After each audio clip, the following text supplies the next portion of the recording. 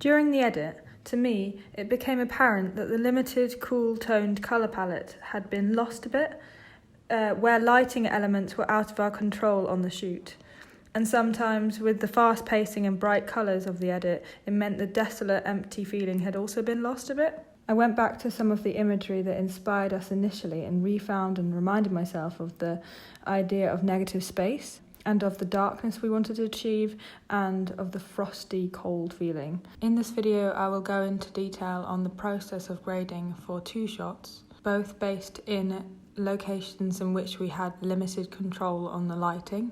For example, in the car park, the 2000 Kelvin lighting was very dominant and didn't fit with the colour scheme. And at the bus stop location, there were lights surrounding from all angles, which were very bright, and therefore we couldn't do much to shape the light. I work with parallel nodes when doing masking to ensure I was editing on the source rather than on top of previous edits, so I could isolate specific areas of the image and treat them independently in terms of the colour and the exposure. First, I did the base look. On this layer, we just have blue to the gamma and brought down the midtones to make an overall darker image. On this next node, I worked on the outside and just brought it down generally darker again and put in more blue as well, and put in more blue also to the gamma. Next, I made smaller circular masks over the lights so that I could enhance the intensity of the blue, and also so I could give a glow to the light. Next, I tried 2 different masks, one on the right side and one on the left side, and decided between them to give some more natural shadows to the image, for at the moment it looked a little bit like just a circular vignette. If I had more time, I probably would have played with the mask shaping a little bit more.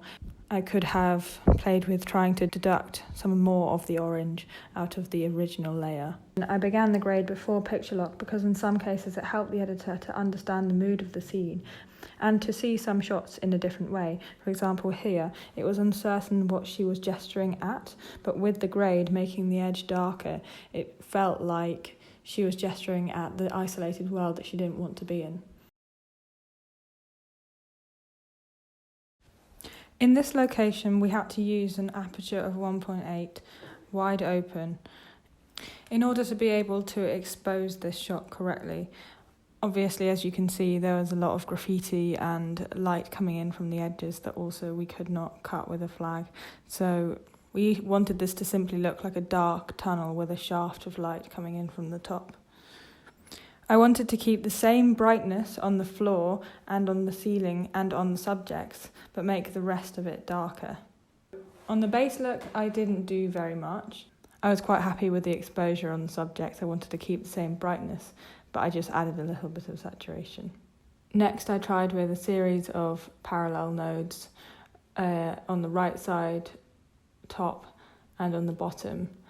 They were separate masks, each affecting one specific area of the shot.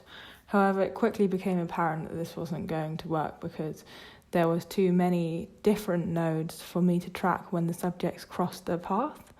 So I needed to think of a simpler way of doing this. I tried with the qualifier, which on first look it does seem to work, but I was getting a lot of grain in the areas of black which were within the subject or within the other parts of the image I didn't want to affect. So it was hard to single out the mask on the basis of saturation or luminance. So ultimately the method I used for the real thing was tracking. I put a track around floor and the ceiling and the subjects to only affect outside this zone. The only issue that was difficult was obviously tracking the people who move a lot. For this process, I had to go frame by frame. For this shot, I learned the use of a pre-processing node, which really helped me to get a better mask. In the pre-processing node, I upped the saturation of the subject a lot. The pre-processing really helped to make the mask only focus on the red areas and none of the grey areas. And then I formulated 2 separate mask nodes, one for the bottom and one for the top, because of the 2 different types of area of black. it was very difficult to create a good shaped mask within one node. After doing 2 different masks, I then used a key mixer in order to combine those 2 and then sent it out through the alpha channel. This process was much more specific, and it allowed me to really make the cleanest mask I could possibly. This process of key mixing and pre-processing would have really helped me on my previous shot had I known it then. This would have allowed me to be able to focus on one track without all of the dots of the other track getting in the way while I'm trying to create the perfect shape around the character.